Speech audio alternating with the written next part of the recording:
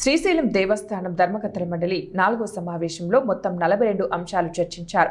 వీటిలో 39 అంశాలు ఆమోదించబడగా 2 అంశాలను వాయిదా వేశారు. ఒక అంశంని తిరస్కరించారు. ముఖ్యమైన నిర్ణయాల గురించి ధర్మకర్తల మండలి అధ్యక్షులు పోతుగుంట రమేష్ నాయుడు సభ్యులకు వివరించారు. సామాన్య భక్తులకు సౌకర్యార్థం తిరుమలలోని PAC 5 తరహాలో పబ్లిక్ అనిమిటీస్ కాంప్లెక్స్ నిర్మాణం, అలాగే శని, ఆది, సోమవారాలు మరియు ప్రభుత్వ సెలవులలో శ్రీ స్వామివారి స్పర్శ దర్శనాన్ని నిర్దిష్ట వేళలో ఉదయం, రాత్రి మాత్రమే కల్పించేందుకు నిర్ణయం.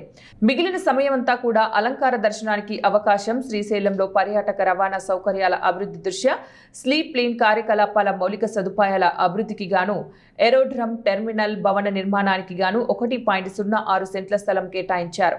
ఆలయ ప్రాంగణంలోని శ్రీ స్వామి పాకశాలను ఆలయ సాంప్రదాయ రీతిలో కళాత్మకంగా తీర్చిదిద్దేందుకు ఆర్నమెంటల్ పనులకు, అలాగే ఆలయ ప్రాంగణంలోని క్షేత్రాన్ని దర్శించే భక్తుల సౌకర్యార్థం భక్తుల రద్దీకి అనుగుణంగా BOT పద్ధతిలో పబ్లిక్ టాయిలెట్స్ మరియు స్నానపు గదుల నిర్మాణానికి నిర్ణయం తీసుకున్నామన్నారు.